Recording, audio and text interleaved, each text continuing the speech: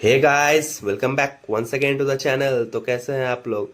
तो यार, जैसा कि आप लोगों को थंबनेल से पता चल ही गया होगा कि ये वीडियो किस बारे में होगा। तो ये वीडियो इसी बारे में है कि मैंने अपना आईबीपीएस पीओ का जॉब जो मुझे 4 साल के बाद मिला था, फोर्थ अटेम्प्ट था ये मेरा आईबीपीएस पीओ में। बट और मुझे allot Central Bank of India हुआ था। बट अराउंड 2 to 3 मंथ्स के ज्वाइनिंग के बाद ही मैंने वो क्यों छोड़ दिया, और अभी मैं कौन से जॉब में स्विच किया हूँ, कौन से जॉब में हूँ अभी करेंटली ज्वाइन किया हूँ, ये आपके साथ शेयर करने वाला हूँ इस वीडियो में।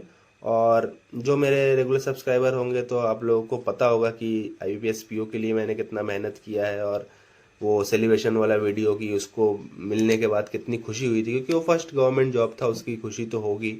बट अभी मैंने सोचा, अभी जो मैं इस जॉब में हूँ इसमें करियर और मेरा फ्यूचर प्रॉस्पेक्ट्स को मैं सोच के ही इसमें स्विच किया हूँ। इसमें कुछ प्रोज भी है, कॉन्स भी है इस जॉब में, बट स्टिल मैंने सब कुछ एनालिसिस करके इस जॉब में अभी स्विच किया हूँ, जो नए वाले जॉब को ज्वाइन किया हूँ। तो चलिए, बिना कोई सस्पेंस के मैं बोलता हूँ कि अभी मैं कौन सा ऑर्गेनाइजेशन में ज्वाइन किया हूँ।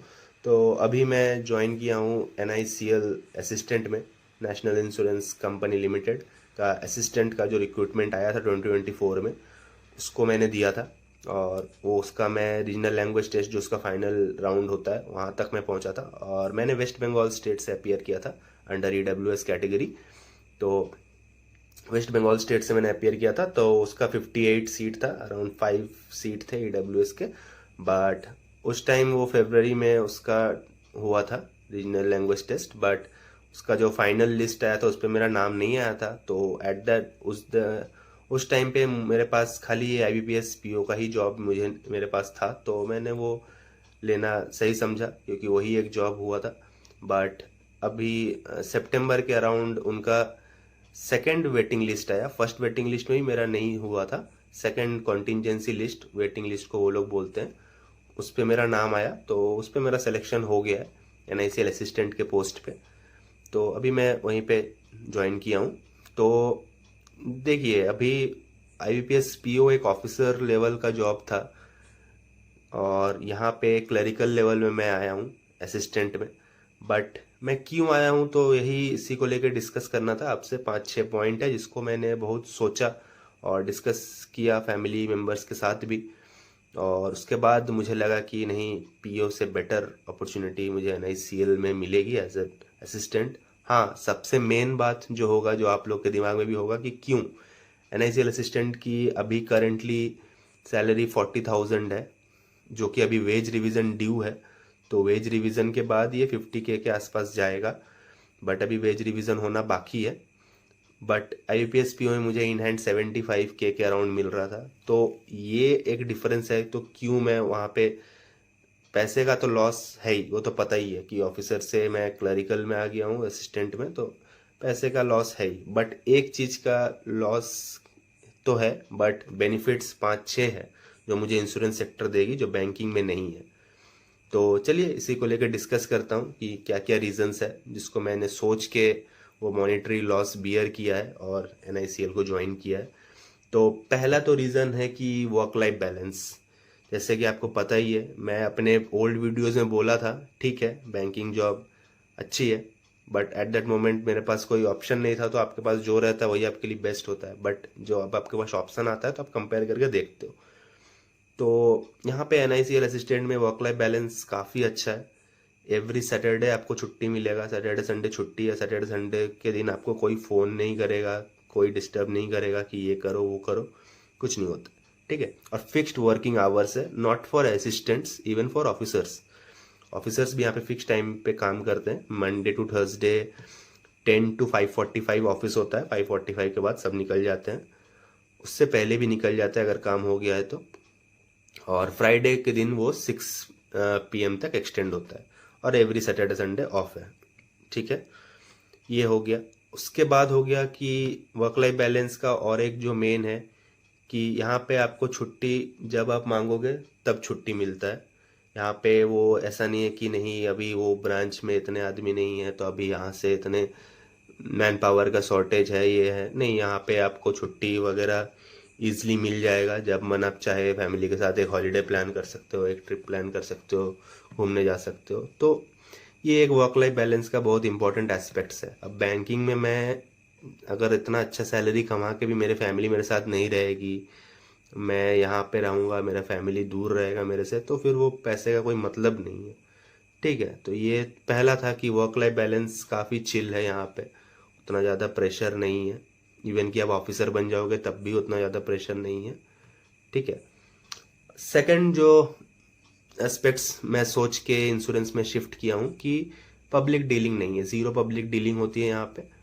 एज एन असिस्टेंट आपको खाली जो ऑफिशियल वर्क होते हैं वो डील करना पड़ता है, फाइल क्लेम सेटलमेंट वगैरह देखना पड़ता है, अंडर राइटिंग करना पड़ता है, ये देखना पड़ता है, और उसमें उतना ज़्यादा प्रेशर नहीं है। पब्लिक डीलिंग तो है ही नहीं, कोई पब्लिक हो सकता है कभी कभार अर्जेंट केस में हुआ तो हुआ, मतलब पब्लिक आपके ऊपर जितने देर आप ब्रांच में रहेंगे पब्लिक आके आपको ये बोलेगा वो बोलेगा। अभी तो आप देख रहे हो बैंकिंग में केसेस, पब्लिक हाइपर भी हो जाती है, गाली गलौज भी हो जाता है, मारपीट भी हो जाता है, लोन रिकवरी वगैरह के टाइम तो मारपीट हो जाता है, लूटपाट हो जाता है। तो बैंकर का सेफ्टी तो है ही कंसर्न एक, तो उसके कारण भी मैं है कि पब्लिक डीलिंग नहीं है, बहुत स्ट्रेस कम है। पब्लिक डीलिंग में आपका बहुत एनर्जी जाता है, और कैसा पब्लिक मिलेगा आपको पता नहीं है। आप अच्छे से बात करोगे फिर भी अपोजिट से खराब से ही बात आएगा, गाली गलौज से बात होगा, तब आपको कहीं ना कहीं लगता है कि यार इतना अच्छा प्रीलिम्स मेंस इंटरव्यू पास करके आया, ऑफिसर बना, इसके लिए इन लोगों से गाली सुनने के लिए तब थोड़ा लगता है। तो ये सब था, तो यहाँ पे ये सोच के मैं पब्लिक डीलिंग में आया। ठीक, पब्लिक डीलिंग नहीं है यहाँ पे, ज़ीरो। तो ये एक सेकंड पॉइंट है। थर्ड पॉइंट जिसके बारे में डिस्कस करूँगा कि टारगेट्स उतने ज़्यादा नहीं है यहाँ पे, टारगेट्स है ही नहीं बोलने जाओ, असिस्टेंट लेवल में तो एकदम नहीं है। और अगर आप फ्यूचर में प्रमोशन लोगे भी, जो कि लूँगा ही मैं, तो उसमें एडमिनिस्ट्रेटिव ऑफिसर में भी अगर आप जाते हो तो वहाँ पे आपको ऐसा टारगेट नहीं होता है। हाँ, टारगेट्स तो होंगे, टारगेट्स नहीं होंगे तो फंक्शन कैसे करेगी, प्रॉफिट मेकिंग इंस्टीट्यूशन आपको बनना है। ठीक है, तो टारगेट्स है बट बहुत ही मिनिमल। वहाँ पे एजेंट्स जो हो गए उनसे आपको इंश्योरेंस सेल करवाना रहेगा, वो रहेगा। आपको पर्सनल ग्राउंड बेसिस पे खुद का रोज का 5 करेंट अकाउंट और सेविंग्स अकाउंट और JJBY SBY इसका रोज रोज कोई लफड़ा नहीं होता है। ठीक है, तो ये एक है कि आपका उस टाइप से चिल है, और वर्क टाइमिंग सबका सेम है। कोई यहाँ पे, जैसे हमने ट्रेनिंग के टाइम पे सुना था कि जब हमारा ट्रेनिंग हो रहा था तो उस टाइम पे सर ने पूछा कि PO का फुल फॉर्म क्या है, तो वहाँ पे सबने कहा कि sir probationary officer management trainee, जो हम IPS के नोटिफिकेशन में देखते हैं उनके वहाँ पे। तो उन्होंने कहा नहीं, प्रोबेशनरी ऑफिसर फुल फॉर्म नहीं है, वो जब आप एग्ज़ाम देते हो तब तक रहता है, रियल फुल फॉर्म है पियोन टू ऑफिसर। इसका मतलब क्या है कि आपको पियोन का भी काम करना हो सकता है अगर पियोन नहीं आया, और ऑफिसर का काम तो करना ही है। ठीक है, क्लर्क नहीं आया तो उसका काम भी करना है, बट क्लर्क आपका काम नहीं कर सकता है। ठीक है, तो आपको मल्टी पर्पस होना पड़ेगा, मल्टीपल काम्स करने पड़ेंगे, बट उसके लिए कोई एक्स्ट्रा पे नहीं है, जो आपका सैलरी है वही है। ठीक है, तो ये है वहाँ पे, तो टारगेट्स वगैरह और वहाँ पे PO का जो सब रहता है, जो कि AO में उतना नहीं रहता है। ठीक है, अभी अगर फोर्थ पॉइंट की बात करें तो नो रूरल पोस्टिंग, क्योंकि रूरल में इनका कवरेज ही नहीं है, NICL का ऑफिस रूरल में है ही नहीं। तो यहाँ पे 3 लेवल पे पोस्टिंग होती है। एक तो हेड ऑफिस में होगा, अगर आप स्पेशलिस्ट कैडर से गए हैं जैसे असिस्टेंट वगैरह, या तो आप हेड ऑफिस में पोस्टेड होंगे, या तो आप रीजनल ऑफिस में होंगे, या तो बिजनेस ऑफिस में होंगे, जो कि बड़े बड़े शहर में ही रहते हैं। हेड ऑफिस और रीजनल ऑफिस तो कैपिटल्स में रहते हैं, और जो बिजनेस ऑफिस भी रहते हैं तो वो अच्छे अच्छे शहर में ही रहते हैं, Tier 2 सिटीज़, Tier 3 सिटीज़ में रहेंगे, जो कि अच्छे बड़े बड़े डिस्ट्रिक्ट्स होंगे उन पे ही रहेंगे। कोई रूरल एरिया विलेज में नहीं होता है, और विलेज लाइफ टफ है। आपको बैंकिंग में वहाँ पे आपको देखने को मिलेगा कि रूरल लाइफ टफ है। यहाँ पे रूरल लाइफ का कोई पोस्टिंग नहीं है। और ट्रांसफ़र पॉलिसी भी काफ़ी अच्छा है इंश्योरेंस का। असिस्टेंट के लेवल में तो 5 साल में एक बार ट्रांसफ़र होगा। ठीक है, और वो भी आपका वो लोग ट्राई करते हैं। बैंकिंग में जैसा है कि आपको होम स्टेट कभी नहीं मिलेगा एज एन ऑफिसर, बट यहाँ पे ये लोग ट्राई करते हैं कि आपको होम स्टेट में ही अगर वैकेंसी खाली हो तो पहले होम स्टेट ही दिया जाए। ठीक है, अगर होम स्टेट में नहीं रहा तो भी वो लोग ट्राई करते हैं कि आसपास के स्टेट में दे, ताकि आपको तकलीफ ना हो। ठीक है, तो ये लोग इंश्योरेंस में ये सब चीज़ थोड़ा सा ज़्यादा देखते हैं ये लोग, ताकि एम्प्लॉय जो है उसको अच्छा रहे काम करने को, वो घर से ही काम करे, थोड़ा खुश हो रहे, इसीलिए यहाँ पे वो ट्राई करते हैं। तो ट्रांसफ़र पॉलिसी भी इनकी अच्छी है काफ़ी। 5 साल में असिस्टेंट को एक बार ट्रांसफ़र, ऑफिसर में भी ट्रांसफ़र। एओ बनने के बाद आप ऑल इंडिया ट्रांसफ़र के लिए एलिजिबल हो जाते हो। असिस्टेंट तो अपने स्टेट पे ही रहेगा, बट एओ बनने के बाद भी ये लोग ट्राई करते हैं कि आप यहीं तक रहो, अपने स्टेट पे ही रहो। एओ की इवन एओ के ऊपर भी स्केल 2 में भी जाते हो तब भी वो लोग ट्राई करते हैं, ठीक है। और इनकी यूनियन भी काफ़ी स्ट्रांग है बैंक यूनियन से, ठीक है। इनके यूनियन अपने जो वेज सेटलमेंट का भी चल रहा है, तो ये लोग गवर्नमेंट की तरफ से 14% दिया जा रहा है, बट ये लोग 17% के लिए अड़े हुए हैं, जो कि LIC का है। तो वो हो जाएगा तो काफ़ी अच्छा सैलरी बन जाएगा असिस्टेंट का भी, और ऊपर जितने भी ऑफिसर्स हैं उनका भी। तो ये है, यहाँ पे यूनियन भी काफ़ी एग्रेसिव है और स्ट्रांग है। तो ये मेरा हो गया फोर्थ पॉइंट की नो रूरल पोस्टिंग। अब जो मेन एक रीज़न है बैंकिंग क्यों इतना ज़्यादा टॉक्सिक और इतना ज़्यादा स्ट्रेसफुल होता जा रहा है, क्योंकि बैंक में बैंकिंग छोड़ के सब कुछ हो रहा है, ठीक है। आपको इंश्योरेंस के टारगेट मिलेंगे, आपको अकाउंट्स के टारगेट मिलेंगे, लोन्स करना है, ये करना है। इंश्योरेंस काफ़ी ज़्यादा हो गया है, बैंक का इंश्योरेंस का पार्ट जो है। बट इंश्योरेंस में मैं जब हूँ तो मुझे खाली इंश्योरेंस करना है, मुझे किसी का अकाउंट नहीं खोलना है, किसी का ये नहीं करना है, मुझे बैंकिंग नहीं करना है, मुझे खाली इंश्योरेंस करना है। अब इंश्योरेंस में मुझे कभी प्रेशर आएगा, ठीक है, मैं इंश्योरेंस का ही काम करूंगा। अब बैंक में जाके मैं बैंक में आया हूँ यार, मुझसे इंश्योरेंस क्यों करवा रहे हो, बट वो लोग टाई अप करके रखें, तो वो लोग अपना प्रोडक्ट्स बेचेंगे, उधर का बेचेंगे। तो यही है, ये एक बहुत बड़ा दिक्कत है बैंक में आजकल। क्यों इतना ज़्यादा प्रेशर है, क्योंकि बैंक में खाली बैंकिंग नहीं हो रहा है, बहुत कुछ हो रहा है। और वो सब चीज़ का टारगेट आप ही को देंगे, क्योंकि आप ऑफिसर हो और आपको ही टारगेट मिलेंगे और आपको टारगेट अचीव करने होंगे। नहीं करेंगे तो आपको पता ही है, आप बहुत सारे यूट्यूब चैनल्स और यहाँ पे इंस्टाग्राम में चल ही रहा है कि बैंकर्स क्या क्या कर रहे हैं, क्या क्या लाइफ में कदम उठा रहे हैं, और कैसा कैसा गाली सुनने को मिल रहा है ऊपर से। तो ये सब है ही, ठीक है। और ये था एक कि मुझे खाली इंश्योरेंस करना है और दूसरे चीज़ के बारे में टेंशन नहीं लेना है। और सिक्स्थ जो है, जो कि मैं सबसे ज़्यादा उस पर ये कर रहा हूँ कि अभी ठीक है, मैं कम सैलरी पे एडजस्ट करूँगा। IBPS PO से असिस्टेंट में कम सैलरी है, बट लॉन्ग टर्म बेनिफिट्स काफ़ी अच्छे हैं।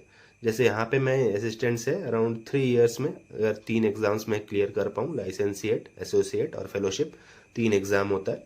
3 एग्ज़ाम अगर मैं क्लियर करता हूँ तो फास्ट ट्रैक प्रमोशन के लिए एलिजिबल हूँ, और उसमें मैं 3 साल में AO बन जाऊँगा, ठीक है, असिस्टेंट से। तो AO का सैलरी जो है वो IBPS PO के स्केल 2 के बराबर है, जो कि इंश्योरेंस का स्केल 1 है। और अभी तो वो 50,000 समथिंग के आसपास बेसिक है AO का, बट अभी जो वेज रिवीजन होगा उसमें अराउंड 84,000 के आसपास बेसिक बनेगा खाली, और लगभग 1,05,1,10 के अराउंड इन हैंड सैलरी बनेगा, जो कि सुनने को आ रहा है वेज सेटलमेंट में। तो वो काफ़ी अच्छा सैलरी है। तो अराउंड 3 इयर्स तक मुझे थोड़ा सा पैसों का क्रंच होगा, बट उसके बाद एक अच्छे पोजीशन पे जाऊंगा AO के बाद। और उसके बाद फिर 3-4 इयर्स में यहाँ पे थोड़ा सा हायरार्की अलग चलता है। AO फर्स्ट स्केल में है और सेकंड स्केल में असिस्टेंट मैनेजर है, जो कि बैंक में स्केल 1 को ही असिस्टेंट मैनेजर बोला जाता है। फिर वैसे चलते रहता है, डिप्टी मैनेजर है, चीफ मैनेजर है, फिर जनरल मैनेजर है, ऐसे करके हायरार्की यहाँ पे चलता है।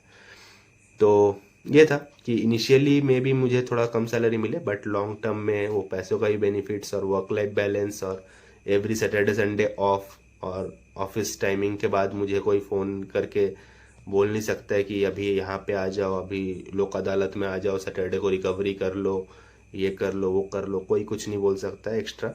जो आपका वर्किंग आवर्स है, और वर्किंग आवर्स सबके लिए है, ऑफिसर्स के लिए भी और असिस्टेंट्स के लिए भी सेम वर्किंग आवर्स है, जो कि बैंकिंग में नहीं है। क्लर्क हो तो आप निकल सकते हो 6 बजे तक, ऑफिसर्स का घर जाने का कोई टाइम नहीं होता है, ठीक है। बट यहाँ पे सबका घर जाने का टाइम है, क्योंकि फैमिली भी इम्पोर्टेंट है और जॉब के अलावा भी बहुत कुछ है ज़िंदगी में, ठीक है। तो यही है मेरा वीडियो कि मैंने क्यों एक IBPS PO, जिसके लिए मैंने एस्पायर किया था एक टाइम पे और बहुत प्रिपेयर भी किया है, तब जाके निकला है, ऐसे निकलता नहीं है। बट आप लोग को यही बोलूँगा कि अगर आपके पास जॉब नहीं है तो फिर कोई भी जॉब आपके लिए अच्छा है। अभी मुझे अगर NICL नहीं मिलता तो मैं IBPS PO में ही करता, ठीक है, तो छोड़ता नहीं। बट अभी मुझे, मैं बहुत कुछ सोच के, ये सब रीज़न सोच के फैमिली के साथ डिस्कस करके मैं सोचा कि नहीं, चलो ठीक है, थोड़ा सा पैसों में कॉम्प्रोमाइज़ होगा, बट बाकी बहुत सारे एडवांटेजेस है इंश्योरेंस सेक्टर में बैंकिंग से। तो आई गेस इसीलिए मैंने इंश्योरेंस सेक्टर का भी चुना है। तो अभी मैं NICL में ही ज्वाइन किया हूँ। तो यही मेरा वीडियो था। बट आप अगर प्रिपेयर कर रहे हो तो आप अभी बैंकिंग के लिए अच्छे से प्रिपेयर करो, और अच्छे से आई होप करता हूँ कि आपका फाइनल सिलेक्शन हो। बट यही बोलूँगा कि इंश्योरेंस सेक्टर को आप इग्नोर ना करें। अगर एग्ज़ाम्स आता है तो देते रहें, एओ का और असिस्टेंट का कुछ भी हो आप दे के, अगर हो तो इंश्योरेंस सेक्टर में एंटर करिए। वो थोड़ा बेटर ऑर्गेनाइजेशन है बैंकिंग से। आपको 5 डेज वर्किंग मिलेगा, छुट्टीज इजीली मिलते हैं, फैमिली को भी आप टाइम दे पाएंगे। तो ये सब सोच के मैंने सैलरी में कॉम्प्रोमाइज़ कर लिया, बट उसके अलावा मुझे बहुत सारे चीज़ पॉजिटिव लगा, तो इसीलिए मैंने इस असिस्टेंट के पोस्ट को चुना, जो कि मेरा रिजर्व लिस्ट से हुआ। तो यही था मेरा वीडियो, और आगे आप लोगों को ऐसे ही अपडेट देते रहूँगा। और इंश्योरेंस को लेके अगर आपको कुछ और पूछना हो एग्ज़ाम्स को लेके, तो आप नीचे कमेंट कर देना, मैं उसका आंसर ज़रूर दूंगा। और बैंकिंग को लेके भी मैं वीडियो डालता रहूँगा रिगार्डिंग IBPS एग्ज़ाम्स। ऐसा नहीं है, मैं पहला एग्ज़ाम मेरा IBPS PO ऑलवेज वही मेरा क्रैक हुआ है, तो उसको लेके भी मैं वीडियो डालता रहूँगा। और NICL को लेके भी आपके साथ एक जॉब एक्सपीरियंस वगैरह ये सब थोड़े से कुछ महीनों के बाद मैं आपके साथ शेयर करूँगा, कैसा है रियल जॉब एक्सपीरियंस और ये सब वगैरह, ये सब आपके साथ शेयर करूँगा। और पे स्लिप वगैरह वो भी आएगा तो शेयर करूँगा, और कितना सैलरी बन रहा है और कितना ये है, सब कुछ डिटेल्स आप लोगों के साथ करूँगा। और आप लोगों को कुछ डाउट्स हो तो आप पूछना नीचे। तो यही था मेरा वीडियो कि मैंने IBPS PO क्विट कर दिया है और NICL में एज एन असिस्टेंट ज्वाइन किया है। तो अगर आपको अच्छा लगा मेरा वीडियो तो आप चैनल को सब्सक्राइब कर देना, लाइक कर देना, शेयर कर देना, और कमेंट करना कुछ भी डाउट्स हो अगर, और कुछ भी क्वेश्चंस हो अगर, तो मैं इसका रिप्लाई ज़रूर करूँगा। तो ठीक है, मिलता हूँ नेक्स्ट वीडियो में, तब तक के लिए bye bye, take care and all the very best everyone.